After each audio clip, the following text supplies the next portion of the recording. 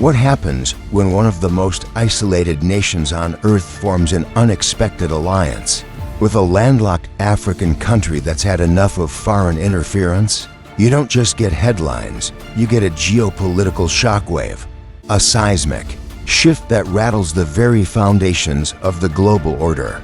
Under the leadership of Captain Ibrahim Traoré, Burkina Faso has broken ranks with tradition, defied expectations, and entered into diplomatic relations with North Korea. Yes, North Korea, the very country most of the world considers a pariah. But for Traoré, this isn't about chasing the approval of the West.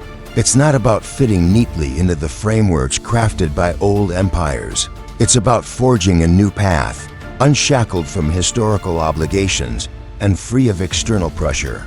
It's about saying, clearly and defiantly, we don't need your permission.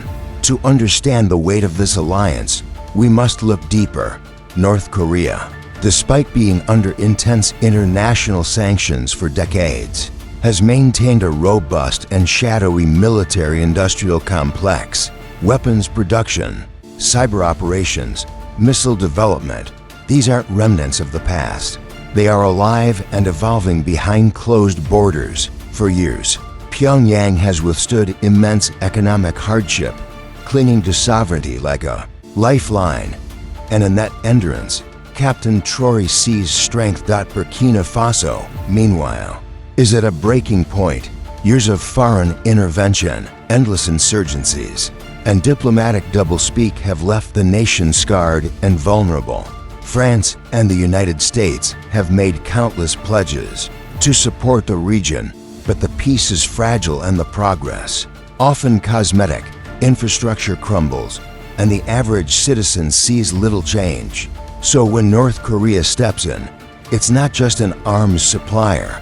It becomes a symbol, a nation that, like Burkina Faso, has endured and resisted global pressures, a nation that understands what it means to be cornered.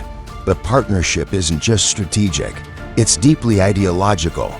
And what might this alliance entail? Weapons, yes. Training, most likely. Intelligence sharing, perhaps. But beyond that, a reimagining of alliances. A statement to the world that Africa is not for sale, that African nations can and will choose their own paths, even if those paths lead through Pyongyang instead of Paris. The potential fallout is significant. Western nations are already reacting. Threats of sanctions, withdrawal of aid, diplomatic condemnations, the usual playbook. But what if those tactics no longer work? What if leaders like Traoré are no longer afraid of isolation, but welcome it as a clean break?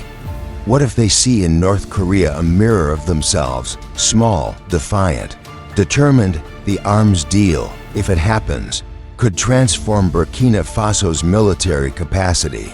North Korea has proven capable of building and exporting short-range ballistic missiles, drones, and advanced surveillance systems. In return, Pyongyang gets something it has long sought: influence in Africa, a foothold in a continent rich with resources and political discontent, a platform to challenge the Western narrative. More than that, it gains leverage, cash from weapons. Sales can be funneled back into its military programs. Data gathered from live combat in the Sahel could be used to refine weapons systems. And politically, it sends a message to other regimes in the global south. We are still here. We are still strong. We still matter. But why Burkina Faso? Why now? Because the Sahel is crumbling. It has become a graveyard of Western promises. UN missions have struggled. Peacekeepers are targets. Civilians are trapped between militants and corrupt security forces. Into this chaos steps Traoré, not with platitudes, but with a new approach: direct resistance. He has cut ties with France, expelled diplomats, rejected foreign military presence, and begun looking east.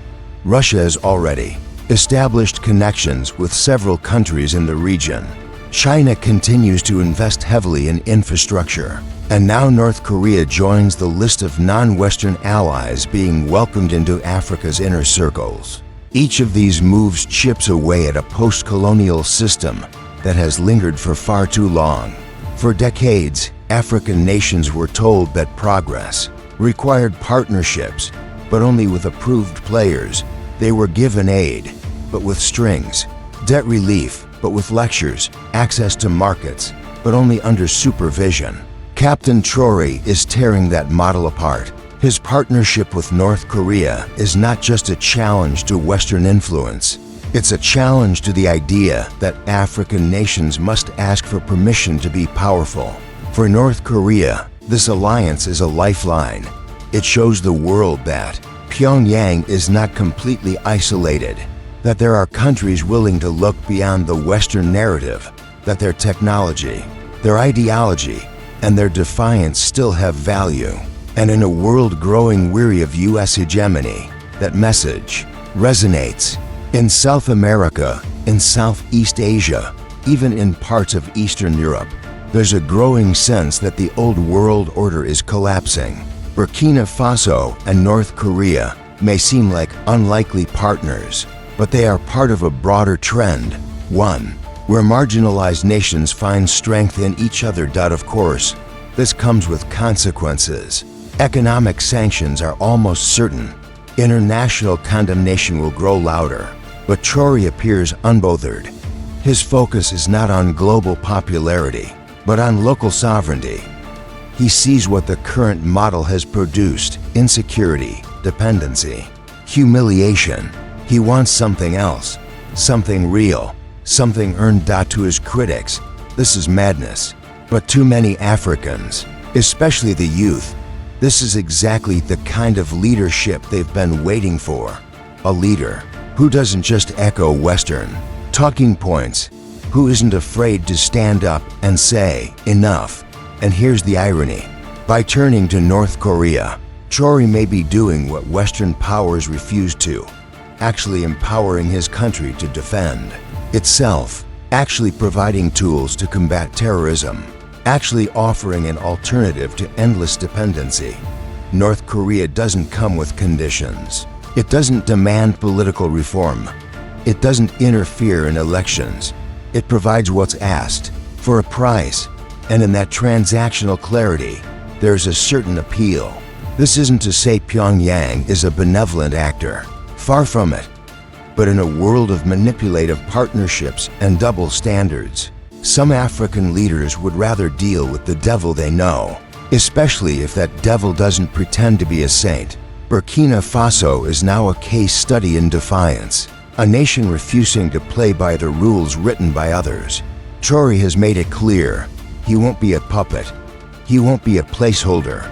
He's not interested in maintaining the status quo. He wants revolution, not through slogans, but through strategy. And North Korea, oddly enough, is part of that strategy. As the world watches, one thing is certain: this alliance is more than symbolic. It's a glimpse into a future where the global South no longer waits for approval, where Africa no longer whispers in global forums, but speaks with power and purpose, and where leaders like Ibrahim Traoré remind the world that even the smallest nations can make the loudest noise when they stop asking for permission and start demanding respect.